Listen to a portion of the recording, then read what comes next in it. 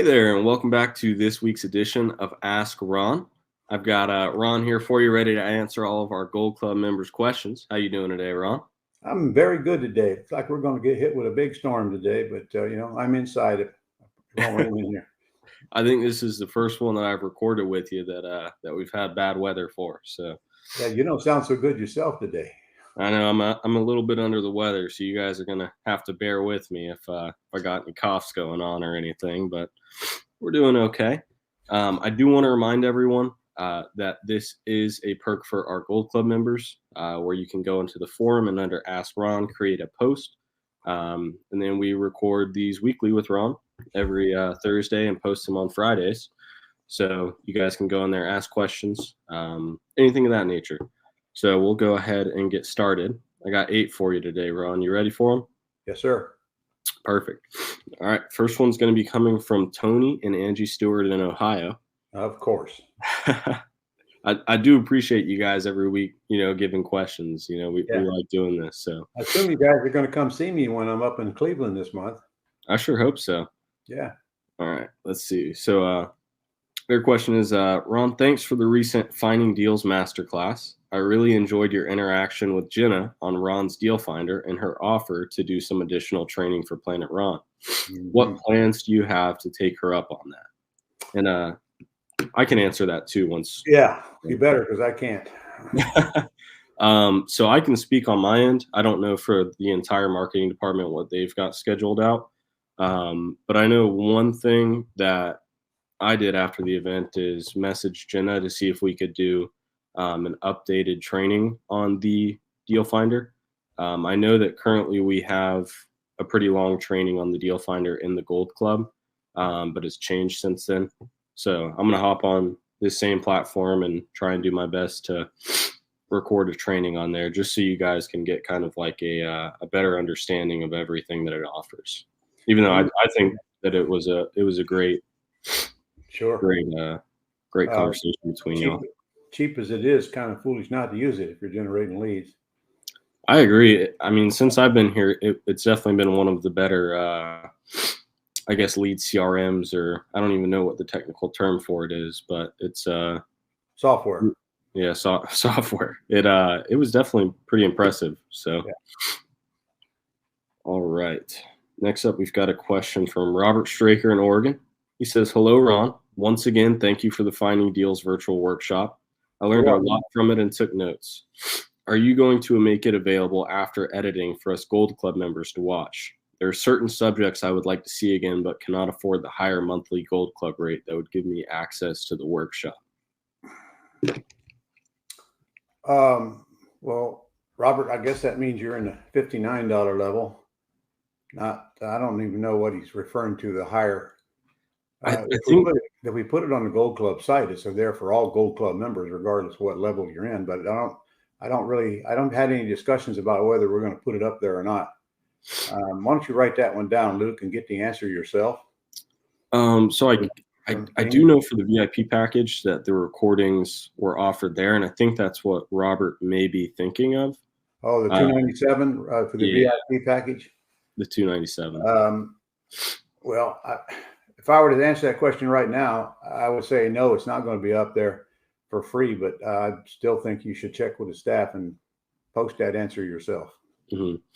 And I will add too, Robert, I don't know what all you have here, but if you have the Generating Quality Leads course, anything that was recorded on the event that isn't already included in that training, I believe is planned to be added to that as well. But if you don't have that, then the VIP package is probably the only option. But I can get some clarification, and I know, Mr. Straker, that you have a good relationship with some of the guys on the sales floor, so I would recommend giving them a call and seeing what they had to say. And I'm sitting here thinking about it. If you're going to do real estate deals, you're going to have to learn how to locate those deals. And if it takes $297 to crack that code, then you'll find a way to do it, Robert. I mean, that's not a lot of money. In fact, that's so cheap. It's, you might think we make money off of that. We're really not. You don't have any idea of the cost of even putting that event on, for one thing. So you can try your best to do everything for free in this industry, but it sure is going to be a rough struggle if you don't spend a little bit of money in the sources that you need and the outsources that you need, and that's just one of them. Remember, we went over a whole bunch of free stuff that you can do for absolutely nothing during that presentation, but you do have to get that information because you're going to refer back to it time and time again. And some of the stuff you're going to work is not, I mean, your try is not going to work, so you're going to have to try something else. But man, there was enough information just on the free stuff that you could go out there and get your first deal lined up, and maybe that'll give you a little bit of seed money to get whatever you think you need at that time. But you can't use that for a reason. So, and to be honest, you're not going to get an education on how to buy and sell houses for free, no matter where you go. You're going to get bits and pieces of it. That's why I do a 4-day boot camp called Quick Start Real Estate School, where we put it all together and dig deep into each one of those subjects so that they leave the class with plenty to do and enough know-how how to do it. Piecing it together is what I had to do when I was growing up. And boy, it took a long time. And I'd buy everything I could get from anybody I could afford and go to all the seminars I went to. And it took years to put it all together. There was no cohesive plan like there is right now. Just step into steps and follow the lead and use the outsources that we spent so many years getting for you. And it won't be long to where you'll be popping those deals. And the cost of that upgrade won't mean anything to you at all. But you got to start with what you got. I did. I had absolutely nothing to work with, and it didn't stop me. It stopped most everybody else in the class. But I guess I was just hungrier. All right. Everyone's got their starting point, right? Yeah. All right. Next up is a question from Tim Matthews in Illinois.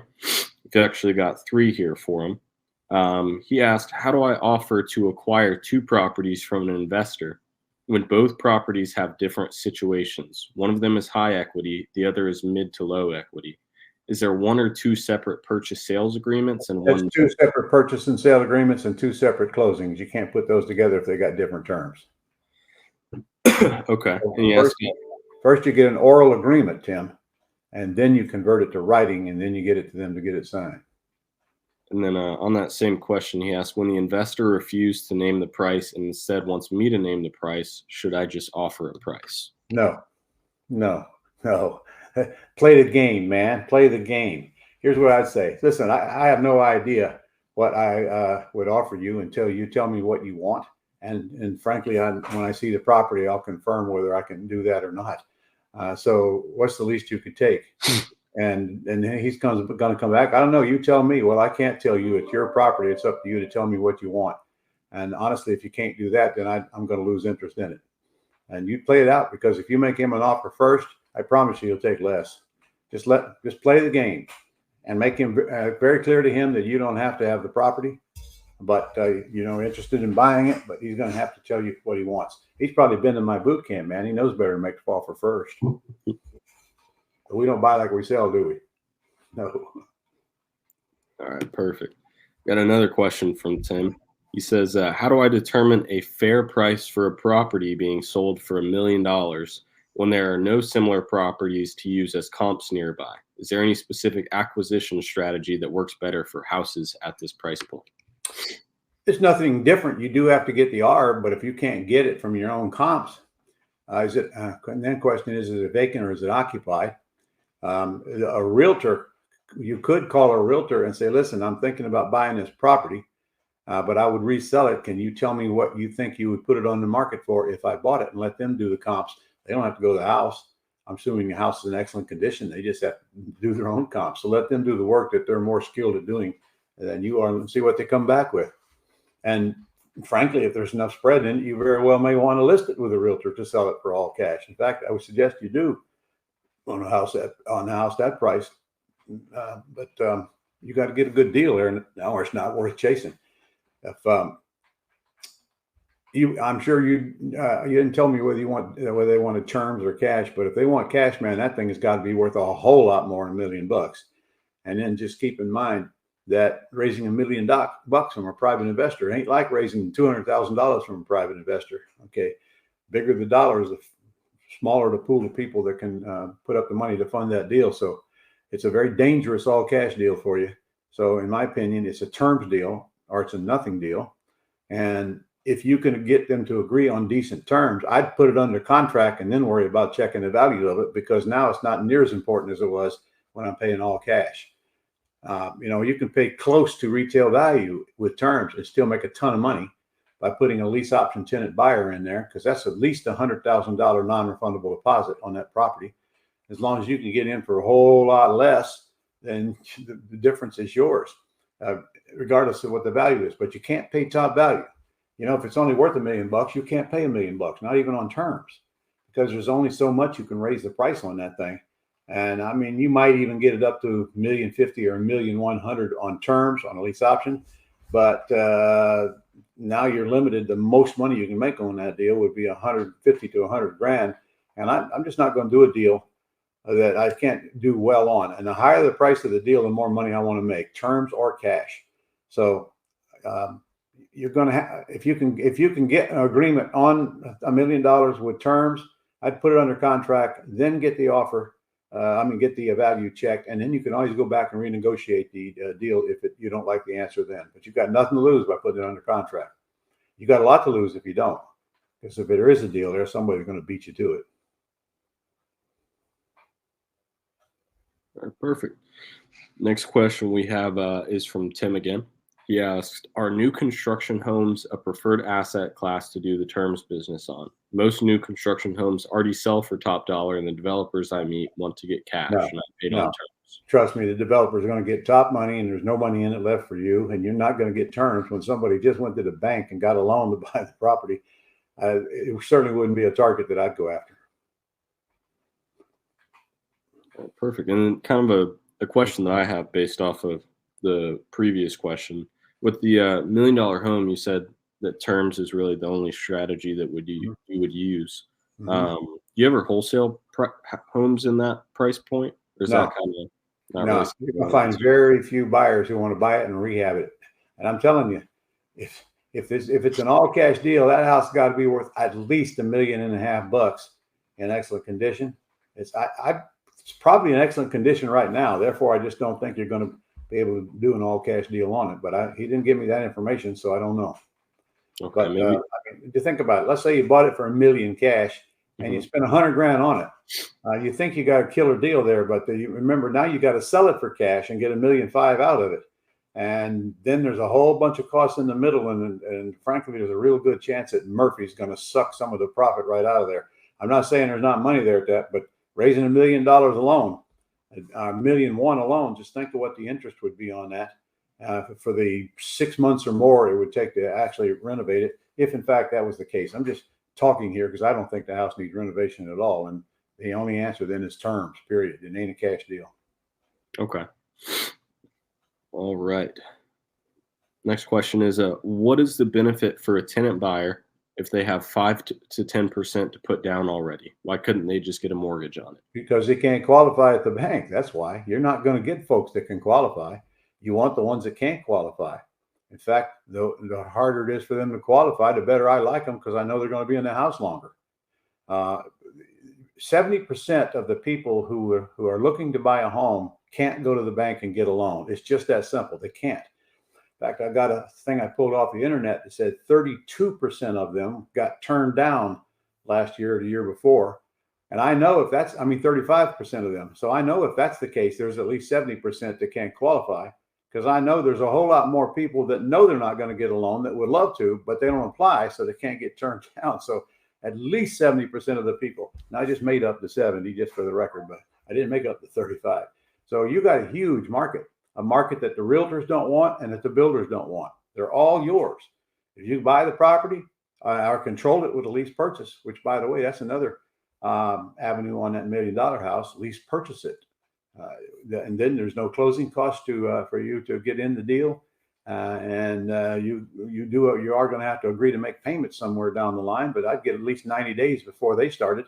So that's more than enough time to at least purchase it to somebody else and get that big deposit. I didn't even think about that a while ago. I probably ought to listen to my own video sometime. Okay, I'm off track now. Luke, help me. I forgot where I was. Oh, no, you're good. I think that you answered that. Yeah, okay. I did. What was the question again? I want to make sure. If they have 5 to 10% to put down, why Oh yeah, wouldn't they just go get a mortgage? yeah. A lot of people. You'd be surprised how many people have 5 to 10% to put down and to get into a lovely home that they know they can't get into any other way.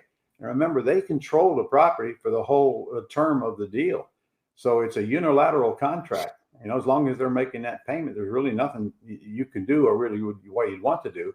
But you'd be surprised how much money people can come up with when we're talking about putting them in a home of their own. You would shock you, actually. It's going to shock you more when you see how many of them walk away from that money somewhere down the line because they can't or don't want to buy anymore. I got a list this long of people who give me big deposits and later walked away from the deposit because there's so many reasons why they do. God, I remember one time a guy gave me a big old deposit. I think it was 75 grand, and he was in the house for 9 months. And then his wife caught him shacking up with another woman, which lived in the house with him. And that was the end of that deal. He had to walk away. I mean, I'm telling you, for all kinds of reasons: loss of job, reduction of income, divorce, health, death sometimes. In fact, I did have a lady die on me one time, and she lived in the house with her 2 kids. And this, of course, when she died, the payment stopped coming in. So we had to actually evict the kids out of the house at that point. But she had, obviously she lost her deposit. So don't try to second guess why people do what they do or what they do. You're not going to know till you get into the market and you see.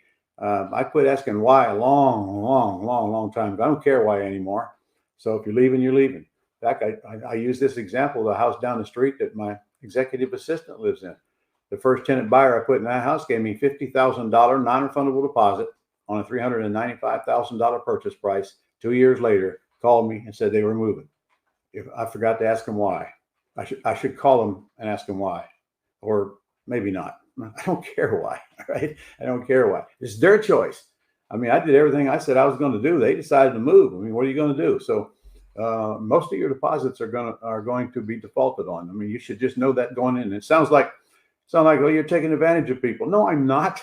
I'm not. In fact, I told that lady, hey, live there another year. I don't care. I won't charge you anymore. See if you can get it bought. She said, no, we're going to move. Well, okay. What are you going to say? Her decision, not my decision.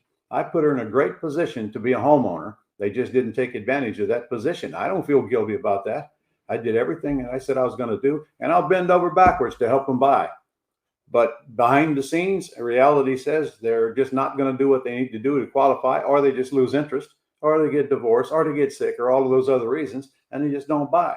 So, don't try to second guess what people are going to do. They make the choices. They make the choices getting in, and they make the choices getting out. I don't make them because we ask questions. If you'll recall, we don't make statements. The sellers make us offers by the questions that we ask, and therefore they made us the offer. Like, what's the least you'll take? We usually buy with nothing down. Okay. I assume okay if I make your payments until you're paid off in the future. All right, all questions. Those are the $1 million questions. When I get the answers to them, I know whether I got a term deal or not. If I don't get the answers to that, I don't like the answers, then and I don't feel there's room to negotiate after I see the house, I'm just going to move on. That's why you need a lot of leads coming across your desk, a lot of them. And by the way, if you guys are watching this and you didn't watch the finding deal session that I did, I know some, got to work. Sorry about that, but hey, you can still call our office and pay the $297 VIP package and get that whole thing after it's edited, sent to you. And trust me, you're going to have way more to do in that than you are ever going to be able to do. I mean, like I think I hit 28 ways, no, even more than that, 28 ways to find deals. Some free, some paid, some will cost a little, some cost up to a couple $100 a lead if somebody else is doing all the work and pre-screening them for you. So you somewhere in the middle is you. And then of course I've always taught, don't go spending a lot of money on marketing now until you can handle that closing call, because you're wasting your money. Get a lead, blow the lead. What have you gained? You've gained nothing. So when you got to learn how to generate leads and you got to learn how to handle that call. I teach them both if you'll come see me in Quick Start, crying out loud. By the way, it's half price now for the Quick Start School until the end of this month. Half price. Never have ever offered that before. So call our office and just see what we got for you. No pressure there. 800-567-6128. And by the way, we got some brand new financing too. Brand new. We got 5 different financing plans now, some with nothing down. In fact, one of them will go up to $100,000 credit line for you. And you take that money and then you purchase whatever you want to purchase with it, but it's, it's your money. And then several of them are nothing down, and they go up to 60 months. So we got all kinds of financing available. Oh, your credit is irrelevant, and you're 100% guaranteed to get financing. I'll say that again. Your financing is guaranteed. First time in my career, I can say that. We got guaranteed financing for you. So, and you pick the plan you want. Geez, how did I get on this rampage anyway, Luke? Huh?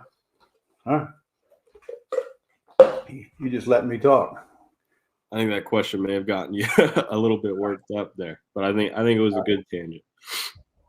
All right, perfect. So, next question is, why would you do a lease option and risk on losing out on the appreciation of the property? You don't risk on losing it out, and frankly, I just explained that. Most of them don't buy, but remember, I'm going to get some equity when I buy. And then I'm going to raise the price when I sell above what the market price is, okay? At least 5%. So if they buy, they buy. God bless them. I get a big check, for crying out loud. I'm assuming you have no problem getting a check, right? Because you can go buy another house with using little or no money. You want to get all the checks you can, but I don't want to force that check. I want that golden goose to live for a long time, but I'm not going to get excited or upset if somebody actually cashes me out. In fact, I frankly feel good for them. If they go to the trouble to get qualified, when they come in, they're not qualified. They go to the trouble to get qualified. They deserve to buy that house. In fact, I'm proud of them for doing it, and I'm happy for them. I can always go get another house. All right. I can't always go just get a check out of thin air. So, sometimes they will cash you out, but I wouldn't, if you put somebody in a house as a tenant buyer and you want them to cash out, then you might want to just sell it for cash and be done with it. Because the worse you want the money, the less chance you got of them cashing you out. So I want them to be golden geese. Okay, remember, we got wholesaling and we got rehabbing to get cash, but then don't forget those great big deposits we get up front, even on the terms deals, for crying out loud. You got a $500,000 house, they're not getting my keys for less than $50,000. I can tell you that right now. And also, don't remember that if you do get up into the higher priced houses, you got more people running around with big chunks of cash than you do down in the low income stuff, which you also should keep in mind if lease options is your strategy. But again, if I buy for cash, I sell for cash. If I buy on terms, I sell on terms, which means I lease option them on terms. I'm not really selling it. So again, you don't second guess. Why? I got to know why. No, you don't. You do not need to know why. You just need to know what and how and when. Why do people fly airplanes into tall buildings? Why do people put that crap in their body called fentanyl when they know it's going to kill them? Why? I don't know. And I don't spend any time worrying about why anymore. I'd say that's some pretty good advice. All right. And my final question I got for you, Ron, is how much does staging and photography add to the price when selling a property? For example, the property that Adele walked through, Adele walked through on the last weekly lesson, actually. Well, that property is now staged and listed with a realtor and on the market, but I don't raise the price because of the staging. That, frankly, was a low quality job with a low quality contractor that we'll never use again. And he took way over time to get it done. And frankly, it just wasn't a very good job. Honestly, I staged it, just try to make up for that, but I don't raise the price. By the way, it cost $1,500 to have that house staged, but it made a big difference in the sellability of it. And that's what we needed. What you couldn't see in the video, that house is in a low income area. Most people outside of that vicinity think it's a bad area. It's not really a bad area. I bought a lot of houses there, but has that perception of being one. And that on top of the poor repair job, I put staging in there. And actually, I'm staging them now regularly if I'm going to listen with a realtor, because the realtor kind of likes me to do that. And for an extra $1,500 or so, I don't know why these people truck all that furniture in there, then have to go pick it up. I tell you what, I wouldn't do it for $1,500 because there's a lot of stuff in that house. In fact, you know what? Why don't you make a point to check with Adel, because I'll forget it, and see if he and Al will go out and do a video of the house after it's staged. No, we already did. Oh, you did? I thought you went in there when the repairs were not quite done. No, so the first property we went to was that I'm trying to remember the street names, but I don't remember them. Castle, The Oralberry, Berry one sounds familiar. Colina. Which one's the one that you guys redid the driveway on? That's Castle. Castle. That's we went to Castle after it was staged. Yeah. That was the second property we went to. The first property we went to was one that you guys were planning on putting an offer in on. I think you guys did put an offer in on it. Hey, you guys send me them videos. I haven't even seen them yet. We'll see what kind of I can send them to you. They're all over the Gold Club and all right, and YouTube, but I'll send you the links to them. Okay, by the way, when we bought that house, there's a tree roots going under the driveway, and I swear that driveway was raised that high right there where that tree was. We had no choice but to dig all of that up and replace it. Incidentally, that driveway was about 5,000 square feet, and it cost us $4,500 to have it replaced total, digging all that crap up, cutting all those roots and everything. So do that math. That's less than $5 a foot that I quote when I'm teaching. And now you're asking, well, why didn't you put pavers in it like you tell everybody else to do? The answer is because it's a $200,000 house. Give me a break. All right. I'm thinking back, I probably should have put pavers in that thing. It'd be the only one in the whole darn neighborhood that had pavers. But nah, I didn't do it. All right. I know you mentioned that house was in a low income area, but I'd say that the street that it's on is a lot better than most of the streets in that area. Nah, that street that it's on is conducive of the entire area. The houses are all about the same. They're all concrete block boxes, 1,000 to 1,200 square foot, just like I've renovated so many hundreds of prior.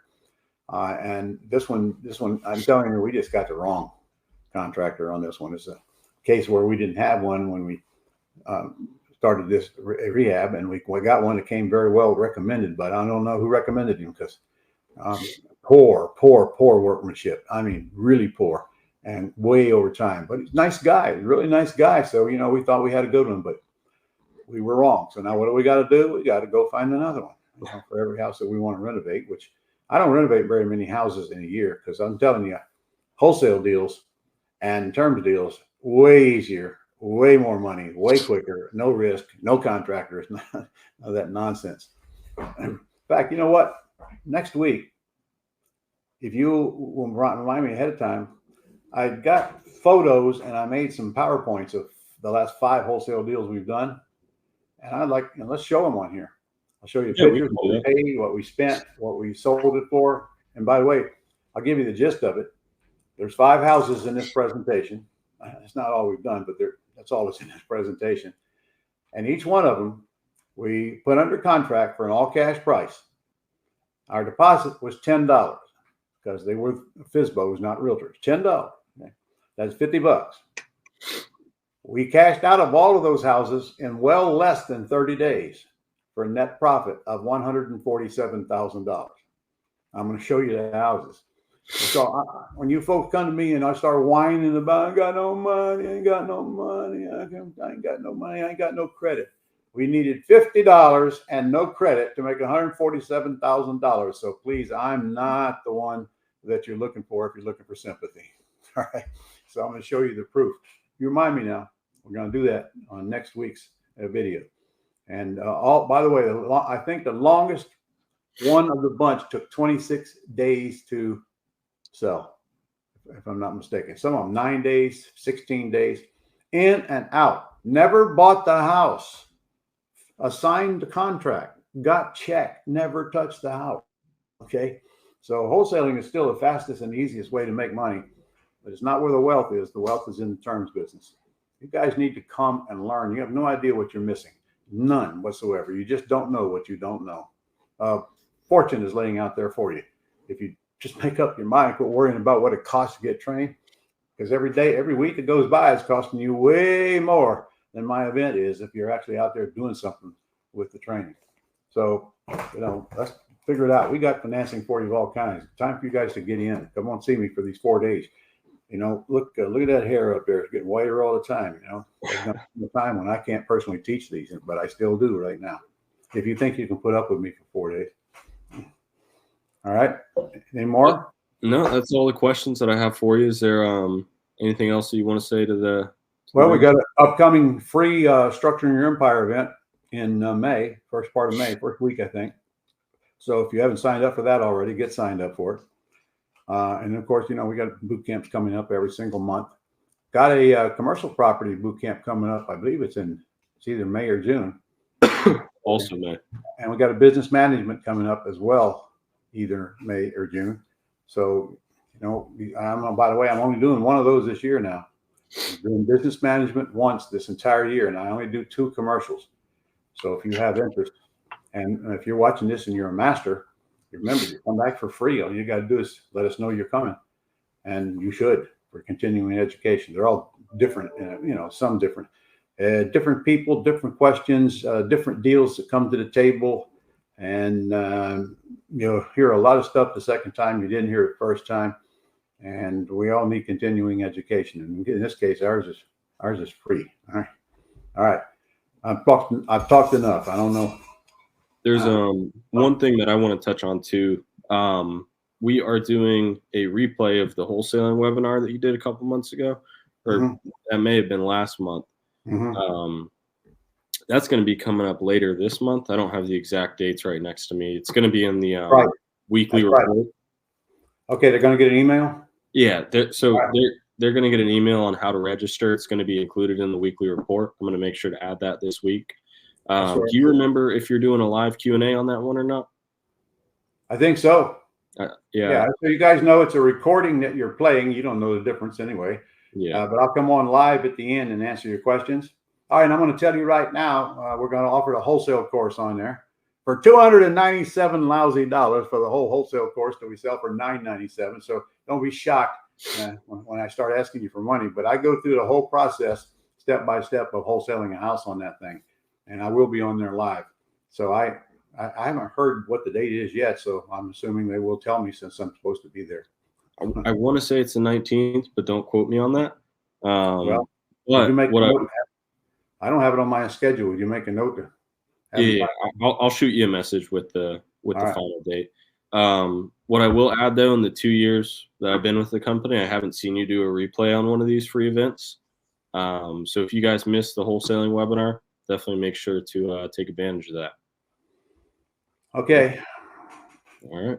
All right. That's everything I got, Ron. Thank you. See you next week. See you then.